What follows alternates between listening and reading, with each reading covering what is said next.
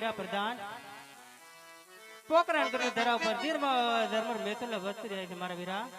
ઓહ માતુશ્રી, આવા તમે રાજમાં માતા મિનળદેવ યાદ કરવાનું કારણ? અરે માતુશ્રી, આપના મહારાજા યાદ કરી છે. ભલે વીરા પ્રધાન.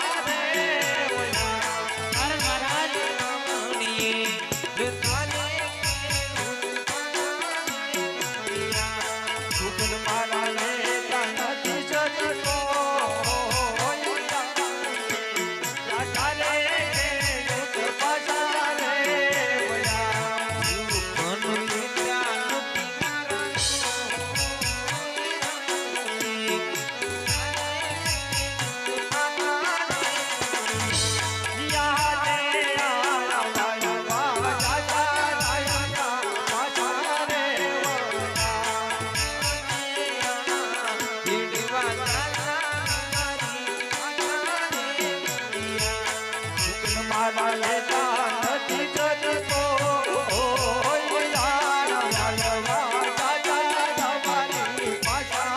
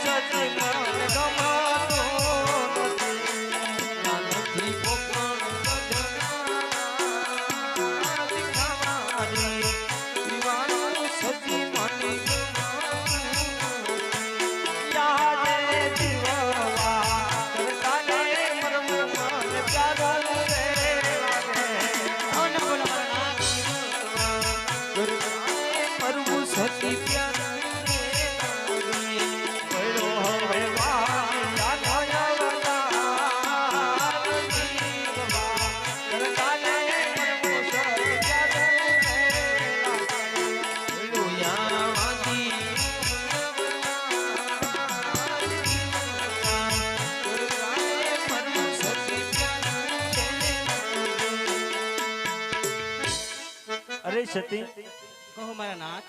પોકરણગઢની રયાત એક રાજવીને જોઈ અને નમન કરે સતી. એટલું જ નહીં, પોકરણગઢની રયાત આજે ડગલે ને પગલે વાજાના મેણા બોલે સતી. રાજવી હામાં મળે તો અવળું ફરીને ઉભા થઈ જાય છે સતી. સુકન કોઈ મારા લેતા નથી. અરે મારા નાથ, કહો સતી. હું કહું ને તમે પણ સાંભળો મારા નાથ. કહો સતી.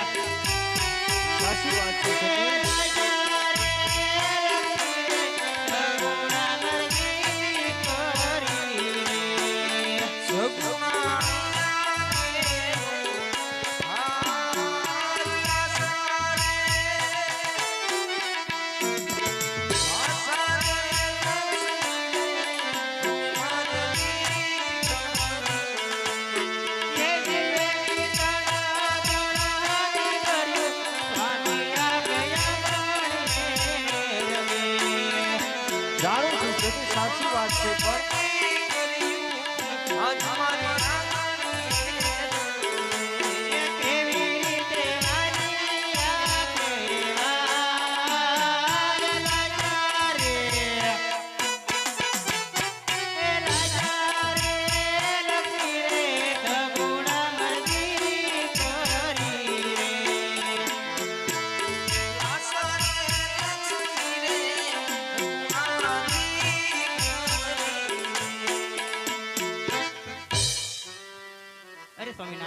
કહો સતી. લાશા લક્ષ્મી સગુણા ત્રણ દીકરી મારા નાથ. તો આપણે વાંધે કેવી રીતે કહેવાય મારા નાથ? અરે સતી, તમે જે વાત કહો છો ને એ મેં રયતને સમજાવી અને સતી ખૂબ સમજાવી. આજે આપણી રયત કહે છે ને સતી, એ પણ બહુ સાચું અને સત્ય છે સતી. કેમ કે આ દીકરી તો પારકા ઘરની આજ કહેવાય. આજે પ્રણાવી દઈએ ને સતી તો કાલ પોતાના સાસરિયામાં ચાલી જાય સતી. માટે આવા પોકરણગઢ રાજની અંદર બાડો બબડો કે લૂલો લગડો કુંવર હોય ને સતી તો આપણું પોકરણગઢનું રાજ ચલાવે. નહીતર એક દિવસ પોકરણગઢના રાજ ગાદીને તાળા દેવાઈ જાય સતી. તાળા દેવાઈ જાય ની વાત આવે છે ને સતી તો એવું કદાપી નહીં થવા દઉં. કારણ કે કોઈ અઘોર વનમાં જાય, પ્રભુનું ભજન કરી, કાયાનું કલ્યાણ કરી, શેર માટેની ખોટ મેળવવી છે સતી. માટે જરાય વાર ન કરો મને વનમાં જવાની. રાજી પૂછીથી આપ તમે રજા. અરે સ્વામીનાથ, કહો સતી. જો તમારે વન જોવું તો મારી કોઈ ના નથી મારા નાથ. હા સતી. પણ અત્યારે તો જોતામાં આપતી કે સગુણા 16 વર્ષની ઉંમર લઈ થઈ ચૂકી હતી મારા નાથ. સાચી વાત છે સતી. તો તેને ધામ ધૂમથી સાસરે વળાવી અને મારા નાથ રાજી ખુશી જાવજો. સાચી વાત છે સતી. દીકરી ઉંમર લાયક થાય પોતાના સાસરિયામાં ચોપતી હોય છે, માટે પ્રધાનજી કહો મહારાજા. રાજમાંથી ભૂદેવીને બોલાવો